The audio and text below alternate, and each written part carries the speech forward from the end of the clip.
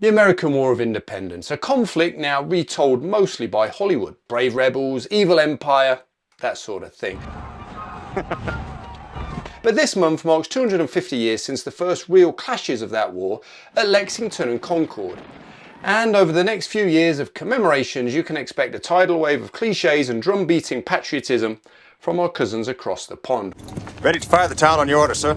The town? Burn the church. Well, not here. This is Redcoat History, where we take a bayonet to the myths and have a proper look at what really happened. Today we start with looking at a cracking regiment, the 47th Foot.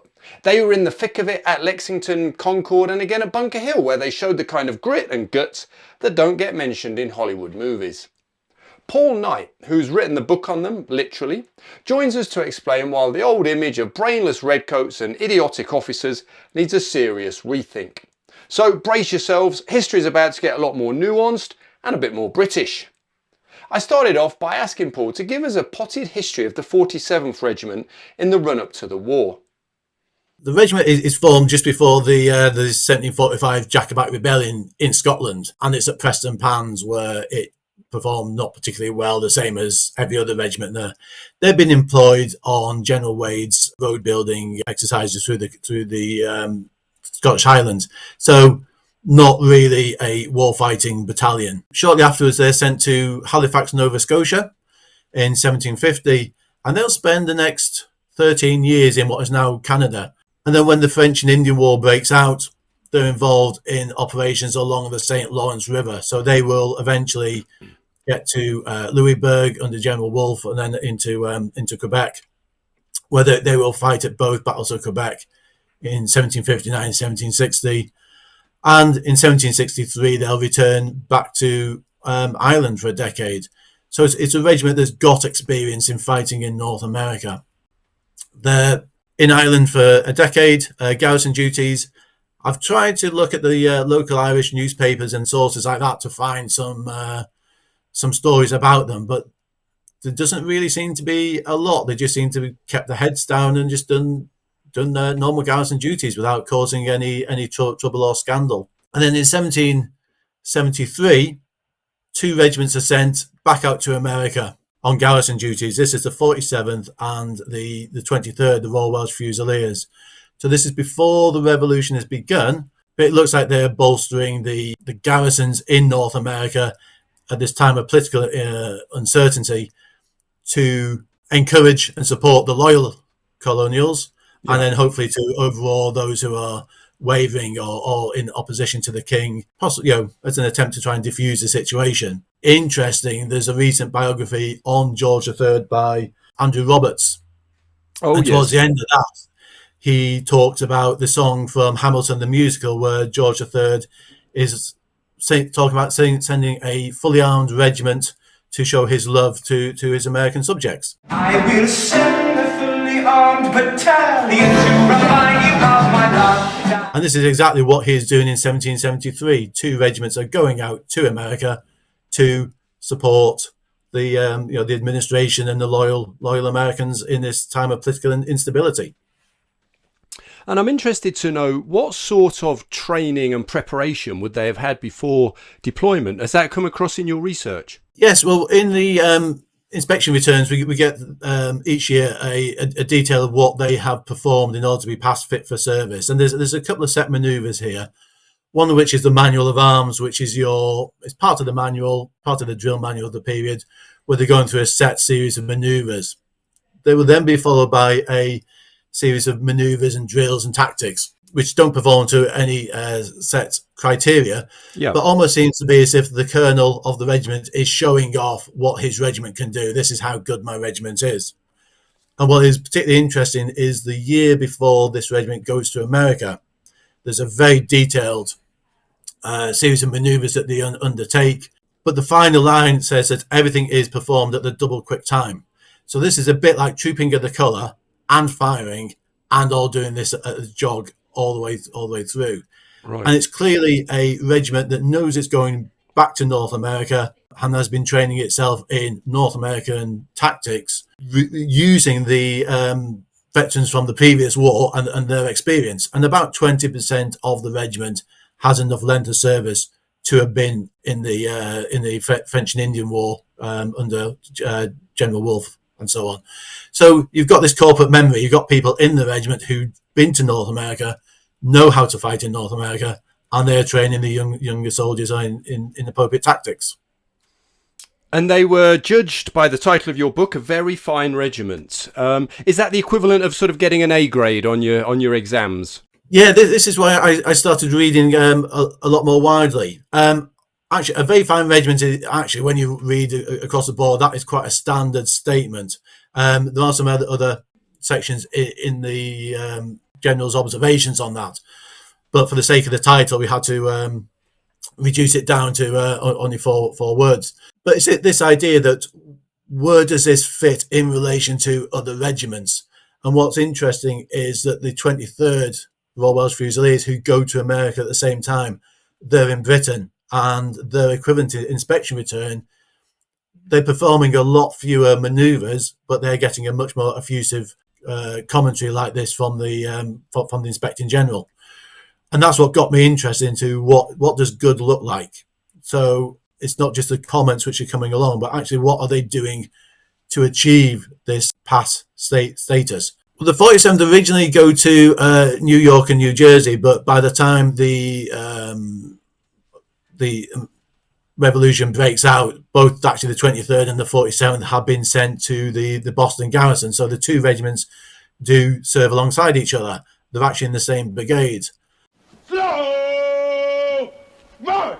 And then in the spring of 1775, they are involved both in the main party that conducts the raid on Lexington and Concord, and with the relief party that goes out to meet the main body as it retires back on Boston. In that brigade is the 23rd as well. So these two regiments are serving alongside each other quite a bit. Yeah, so they're also involved at Bunker Hill, and it is the 47th and the 1st Marines who breach the rebel redoubt on top of Bunker Hill in the end. And also that is the point at which the only officer from the 47th to be killed throughout the entire war is killed as a Lieutenant Gold. So this calls into question this idea of the American rebels and the sharpshooters specifically targeting the British officers, because in all the years of fighting, they only managed to kill one. That's incredible. Yeah, that is an incredible statistic. We certainly have a skewed vision of that war, don't we? Oh, absolutely, yes. When Boston is evacuated, the army originally goes to Halifax, Nova Scotia. Now, most of that army will go with General Howe to New York and will land there and capture or liberate New York. But concurrently, there's been rebel activity in Quebec province, and they are besieging the city of Quebec. So the governor of Quebec, to General Carleton, who happens to be the colonel of the 47th, he is desperate for reinforcements, and the 47th is sent to help relieve him and raise the siege of Quebec. Which again is quite ironic, because the regiment has captured Quebec, it's defended Quebec, and now it's back to raise the siege of Quebec. They are part of the initial relief of Quebec. Reinforcements come out from Britain, which does include the 9th Foot, and probably the best diarist from the ranks that we've got from the war is Roger Lamb, who's in the 9th Foot, and he leaves a very good account of this period. And throughout 1776, this relief army is chasing the rebels from Quebec City down to the modern day border between Canada and New York. And it appears that the 47th is leading a lot of the advances at this time. Yeah. There's a victory at Trois-Rivières, Three Rivers in English.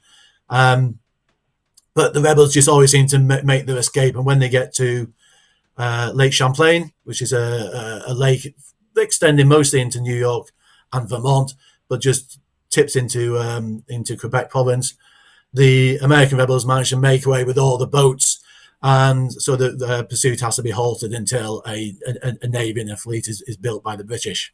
I know this is always a bit difficult, but do you get a sense of how effective they were during these battles? You know, is there much to go on when you go back through the papers while you're doing your research? Some of these records it's getting a bit thin, and there's only a couple of contemporary accounts of the battle itself.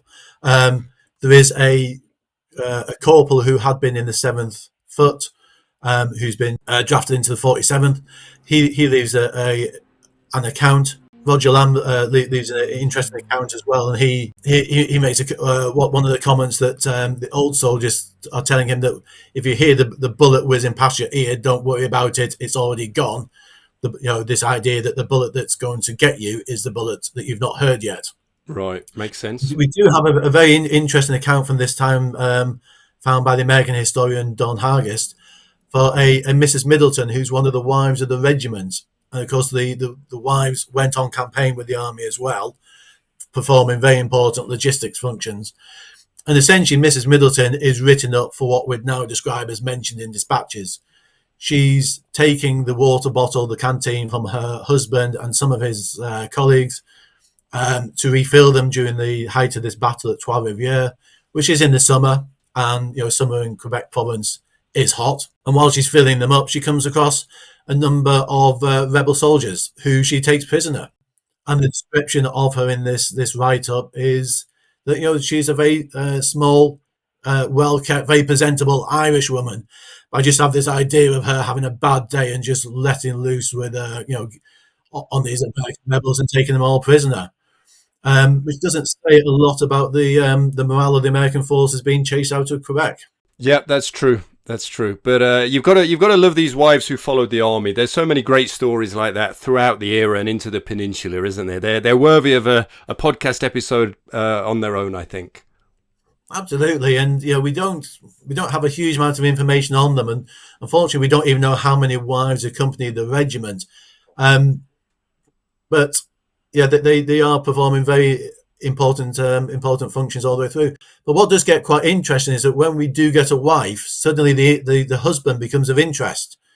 But so Private Middleton was just one of 400 private soldiers. Suddenly he becomes of interest, and we know he survives the war. We know he's Irish, same as his wife. He leaves the regiment. Peacetime, he joins the militia, and eventually he's pensioned off, and he receives a pension. So he's had a full military career in a very modern way of looking at it, from an operational unit to a home defence unit to becoming a pensioner. Yeah. Yes. Now, while we're talking about the quality of the 47-foot, disciplined, professional, well-trained, there's one area where even the best redcoats struggled. Yep, you've got it, a good night's sleep. Imagine trying to get any rest while camped outside Boston, wrapped in a damp blanket with your sergeant yelling about your bayonet being rusty, and the local militia taking pot shots at your sentries. Not exactly drifting off to the sound of crickets and a gentle breeze, is it? But you, dear viewer, live in more civilised times, and that's where this bad boy, Manta Sleep Mask, comes in. Their sleep masks block out all light, total darkness, a black powder magazine dark. They're made from soft, breathable material with adjustable straps and clever little eye cups that don't even touch your eyelids. Bloody splitters. They even have a weighted mask, like a comforting blanket for your face, but without the lice. And if you're the kind like me who likes a bit of noise while nodding off, there's a version with Bluetooth speakers in, so you can fall asleep to rain sounds, fife music, or your favourite podcast on British military history. I've used this one for a while now, and it's made a real difference, especially when I'm out on the road. I only wish the lads at Saratoga had had one. It might have changed the course of the battle. If you want to sleep like an officer visiting his mistress, rather than a lowly private camped beside a New England swamp, go to the link in the description below and use code REDCOAT, all capitals, for 10% off when you check out. Right, back to the 47-foot, well-drilled, battle-tested, and better than the history books give them credit for. So after their service in Quebec, what else did the regiment go on to do during the rest of the war? Well, the pursuit of the rebels doesn't finish in 1776. There is a fleet is built, and that pursues the rebels down Lake Champlain. There's a battle at Valcour Island in which Benedict Arnold is commanding the rebel fleet. There's a number of young Royal Naval officers attached who will go on to have big careers in the Napoleonic Wars. The rebel fleet is defeated. The British fleet continues towards the southernmost part of the lake, where they come across Fort Ticonderoga, which, if you've never visited, is an absolutely fantastic location. It's been restored and is a great living history experience. But the end of the season is coming on, and General Carleton is aware that if he tries to besiege the fort, he's going to get a full New England winter, which is going to decimate his army. So he turns around, he sails back to Quebec for winter quarters, and as they do, the snow starts. So he has made the right decision not to try and capture Fort Ticonderoga in 1776. It will be there the next year. So it's not really a big problem militarily. And the following year, 1777, the army's command will be passed to General Burgoyne. And did the 47th stay with Burgoyne throughout the coming campaigns? Yeah, so throughout 1777 campaign, the 47th is there. There is an advance down the lake using the fleet from the previous year. They reach Fort Ticonderoga, and there's a story that the American defenders had failed to secure and fortify one of the overlooking hills. They believed that it was impossible to put artillery up there. From one of the accounts, it looks like the light company of the 47th secures a hilltop, and the artillery get the guns on top of Fort Ticonderoga, which, when the rebels realize what's happened, they very quickly evacuate the fort and another encampment across the lake, and there's a very, very rapid retreat, which is pursued. The 47th actually will continue with the army moving southwards, another series of battles, but the going is increasingly difficult as they advancing into rebel territory. And unfortunately, this is the army that will surrender at Saratoga at the end of 1777. So most of the regiment will spend the rest of the war in captivity, although two of the companies do escape. They are actually on garrisoning a supply depot, and those two companies will get back to Quebec, and they will continue the war, and they will have another series of adventures operating out of Quebec until the war ends. And interesting, this is the part of the war that's not so well researched, and we're not quite so sure. We don't have the same level of information and details that we do for the main battles along the Atlantic seaboard. Very interesting stuff going on. We do know, for example, that they were operating as far west as modern Ohio alongside the Native Americans against the Continental Army, which is pushing westwards throughout this period. So, active throughout the war. Yeah. Well, I wanted to ask, from your research, what surprised you? What were you not expecting when you started your research that you found really interesting? I think, we have this stereotype of British soldiers in the 18th century up into the Peninsular War of redcoats, shoulder to shoulder, not quite the autonomons and the robots of popular myth, but certainly very, very restricted, very regimented. What we find is there's a lot more tactical activities going on. Yeah. So we know they can do the close order, shoulder to shoulder drill. They're also operating in open order, so wider spacings between the files. We know they're all able to do light infantry tactics. This is not specified in the inspection return before they go to America, but to perform the maneuvers that they're doing and running, you have to do that in open order. You can't do that shoulder to shoulder. You just bump into each other all the time. So they know how to fight in very loose order. They're fighting in woods and forests, which is immensely complicated even today because the ability to control your soldiers, the trees get in the way and voices don't carry, so it's very difficult to control this. So they're fighting in woods and forests in Quebec and into upper New York. We know they're operating on the Great Lakes and the large rivers of North America, so they're doing amphibious operations. We have got paintings of soldiers using skis, so they're involved in Arctic warfare. And finally, they are operating way out west by contemporary standards alongside Native Americans and supporting indigenous forces like that. So all in all, incredibly complicated series of maneuvers for which there are no written drill manuals for a lot of this, and they are adapting to the circumstances as they find them. So again, not really the impression that we have of the British Army in this long 18th century. And presumably very flexible officers willing to try new things and think outside the box, to use a modern term. Yes, again, I think we should get away from this idea of them being a bunch of upper class twits. Quite a few of the officers we I suspect, were commissioned from the ranks in the French and Indian Wars because they never seemed to get promoted above the rank of ensign. But they are bringing this operational experience with them. And this is shown in particularly in the 1777 campaign, where the army changes its uniform to become more adaptable to the environment that they're working in. So the hats, as you'll see in this illustration, the hats have been cut down from the cocked hat into a cap.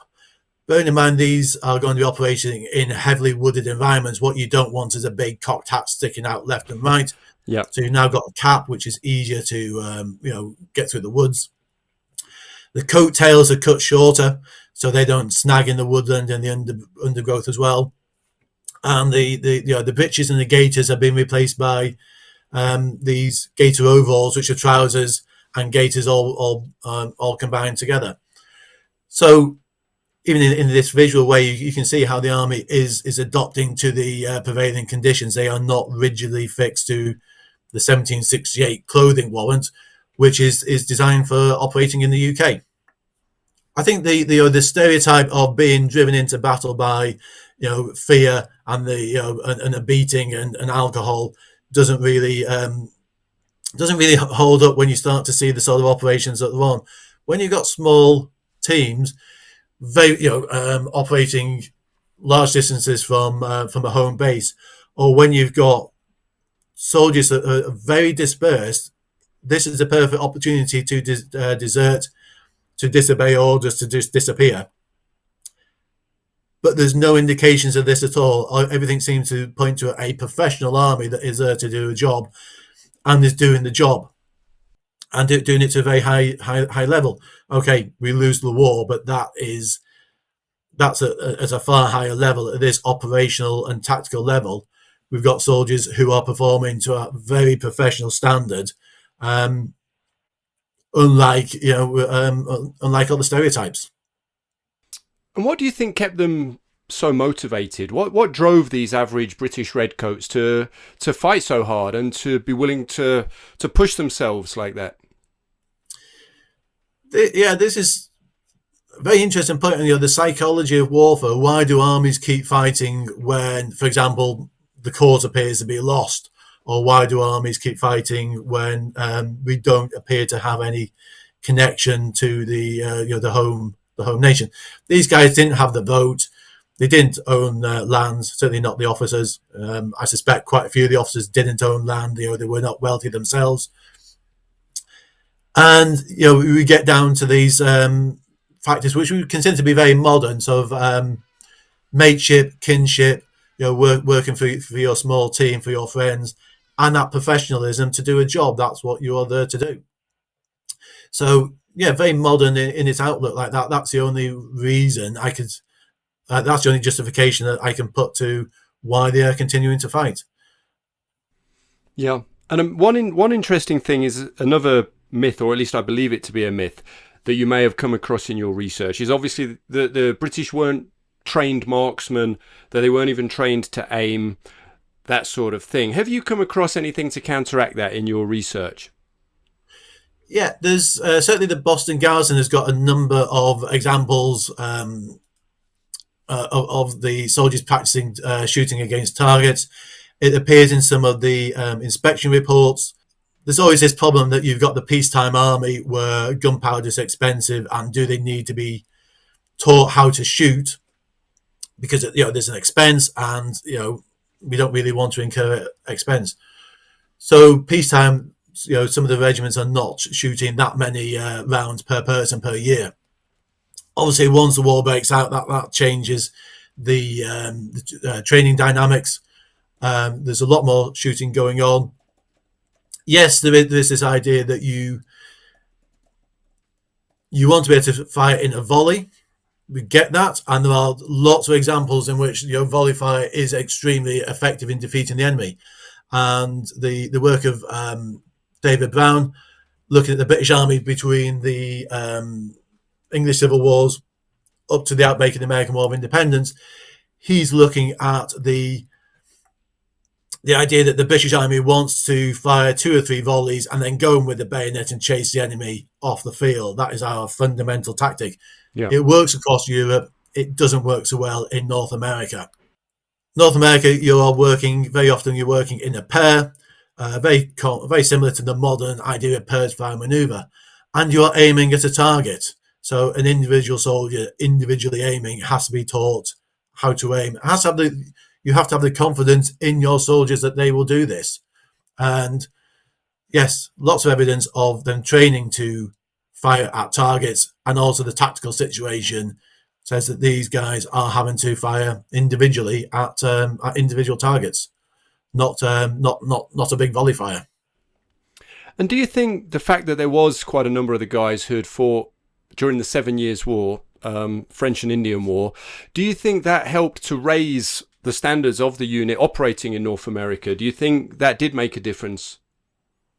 I think it does. It's got to. I mean, and we'll look at the inspection report for 1772. You'll see what they are undertaking. It's a very impressive array of manoeuvres. Where does this information come from? Most of the regiment has got less than 5 years service. They've been in Ireland. They've not been in this sort of North American environment. We know there's a core of about 20% who have served in North America previously. This has got to be where the information is coming from. Yeah. But when I've looked at wider, you start looking at the other regiments, you find that there's the same pattern in some of the old French and Indian regiments that reappear in the American War of Independence. The 40th, the 43rd, as well as the 47th regiments have a similar pattern. You've also got regiments who've got operational experience, but in Europe. So, for example, the 23rd Royal Welsh Fusiliers, that's a Minden regiment. They have, again, about 29% of their regiment has enough service to have been in the war in Germany in the 7 Years' War. That will give them a cohort of experienced soldiers. Whether that experience is directly relevant to North America is another question, but you will have some soldiers with operational experience. I say 23rd is at Minden.